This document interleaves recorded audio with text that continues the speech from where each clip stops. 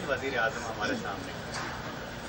ہم نے دیکھا کہ بی بی کے بعد آپ آئے, اس کے بعد آپ کو ڈسکوالیفائی کر دیا گیا, راجا صاحب آئے, میاں صاحب کے بعد اٹھا کر نواز صاحب آئے. اس بار پھر ہم دیکھ رہے ہیں کہ 2.5 سال بعد وہی دنگا بنا ہوا ہے ریڈ زون میں.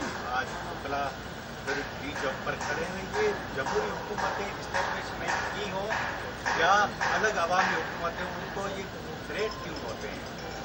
دیکھیں, پہلی بات یہ ہے کہ پاکستان پیپلز پارٹی نے اس ملک کو آئین دیا, 73 کا آئین دیا, اور پھر ہم نے اپنے کولیشن پارٹنرز کے ساتھ مل کر, جس میں مسلم لیگ نواز بھی تھی اور ساری جماعتیں تھیں, انہوں نے مل کر اس کو اوریجنل کانسٹیٹیوشن کو ریسٹور کیا اور پارلیمنٹری فارم گورنمنٹ کو واپس لائے. جو پہلا جو ہمارے الیکشن سے قبل تھا تو وہ neither it was parliamentary form of government Noor a presidential form of government, it was just a ہوش پوش. تو ہم نے اس کو اوریجنل کنڈیشن میں لگایا. تو ہم چاہتے ہیں کہ رول آف لاء میں ہم بلیو کرتے ہیں, کانسٹیٹیوشنل رائٹس پہ بلیو کرتے ہیں, اور ہم چاہتے ہیں we should all follow the book and under the ambit of the constitution ہر ایک کو اپنا اپنا کام کرنا چاہیے. جب اپنا اپنا کام کریں گے آئین کے دائرہ کار میں رہتے ہوئے تو میرا خیال ہے کوئی تصادم نہیں ہوگا. اچھا گیلانی صاحب, ایک سوال یہ اٹھایا جا رہا ہے کہ یہ پی ڈی ایم کا کیسا اتحاد ہے کہ جہاں پر مسلم نون کی حکومت تھی وہاں پر انہوں نے پیپلز پارٹی کو اسپیس نہیں دی, جہاں پر پیپلز پارٹی کی حکومت تھی سندھ میں وہاں پر انہوں نے نون لیگ کے امیدوار کو جو ہے وہ اسپیس نہیں دی, اور جہاں پر ان کا دائرہ کار نہیں ہے پی ڈی ایم کا اور ان کے ووٹ بھی کم ہے, وہاں سے وہ آپ کو متفقہ امیدوار دیں. دیکھیں, پہلی تو بات یہ ہے کہ جو ہمارے جتنے بھی ڈیسیجنز ہوتے ہیں پی ڈی ایم کے, وہ کنسنسس کے ساتھ ہوتے ہیں اور ایک دوسرے کی رائے کے ساتھ ہوتے ہیں. اور اس لیے سوری کہ اگر آپ سے رائے نہیں لی گئی, تو مگر ہم نے آپس میں متفق ہو کر فیصلے کیے ہیں. تو اس لیے ہمیں I am grateful to my own party and the P D M leadership کہ انہوں نے مجھے کینڈیڈیٹ.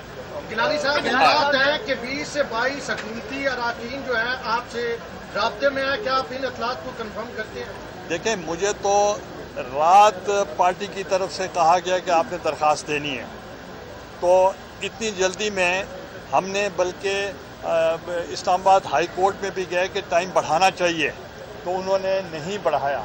آج سنا ہے کہ بڑھا دیا گیا ہے. تو ہمیں جو اتنی جلدی میں جو تھا, ہمارا اس پہ کوئی بھی ہمارا یہ نہیں تھا کہ ہمیں پتہ ہو کہ میں کینڈیڈیٹ ہوں تو اس لیے 22 لوگ نے میرے ساتھ کمٹمنٹ کر دی. ایسی کوئی بات نہیں. دیکھیں, جہانگیر ترین صاحب سے وہ میرے عزیز ہیں, مگر میں نے کوئی ان کی بات اس کے بارے میں میری نہیں. 12.5 سال تک آپ کو پارلیمنٹ سے دور رکھا گیا. اگر یہ بات بھی سامنے آ رہی ہے کہ اگر آپ یہاں سے سینیٹر منتخب ہوتے ہیں تو نیکسٹ جو چیئرمین سینٹ ہوں گے وہ یوسف گیلانی صاحب ہوں گے, تو کیا آپ ان طاقتوں کے ساتھ پھر چل سکیں گے؟ دیکھیں, پہلی تو بات یہ ہے کہ ابھی فیصلہ پی ڈی ایم نے کیا ہے کہ تمام سینیٹرز کو, امیدواروں کو انہوں نے ٹکٹیں دی ہیں.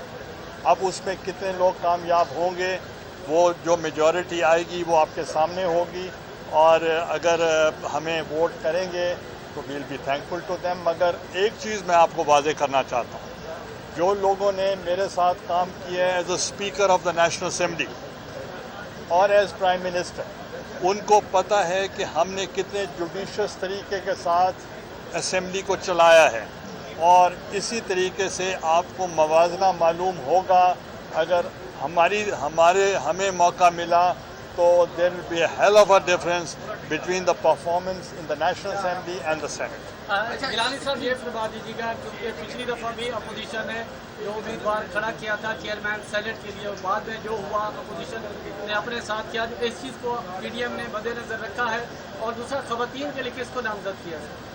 دیکھیں, پہلی تو بات یہ ہے کہ خواتین کے لیے جو ہماری پارٹی سے ہیں, ہم نے شہری رحمان صاحبہ کو بھی ٹکٹ دیا ہے اور پلوہ شاہ خان کو بھی ہم نے ٹکٹ دیا ہے, اور کئی اور بھی خیر النساء مغل جو ہیں ان کو بھی ٹکٹ دی گئی ہے. تو اس لیے اسلام آباد سے جو ہیں وہ پی ڈی ایم نے آپس میں ڈیسیجن لیا ہے. میرے خیال ہے مسلم لیگ نواز نے کینڈیڈیٹ دیا. شاہد صاحب, یہ بتائیے گا کہ پی ڈی ایم اوپن بیلٹ کی क्योंकि दुनिया में कहीं भी वोटिंग ओपन बैलेट से नहीं होती, फिर उसका नाम वोटिंग नहीं होता। हमारे आइन में लिखा हुआ है, जिन लोगों ने आइन बनाया था बड़ी सोच समझ के बनाया था। तो अगर इसकी तब्दीली चाहिए तो एक पार्लिमानी कमेटी बननी चाहिए, वहाँ पर इस पर बहस होगी, और अगर सेनेट का इलेक्शन ओपन होगा तो फिर कौमी, सूबाई और बल्दियाती इंतखाब भी ओपन कराने पड़ेंगे। और इसमें सबसे बड़ी बात जो ये है कि जब हम डेमोक्रेसी में बिलीव करते हैं, रूल ऑफ लॉ में बिलीव करते हैं, कॉन्स्टिट्यूशन में बिलीव करते हैं, तो जो भी काम होना चाहिए वो आइनी तौर पर होना चाहिए। अमेंडमेंट इन द कॉन्स्टिट्यूशन का जो तरीक़ाकार है उसके मुताबिक हो।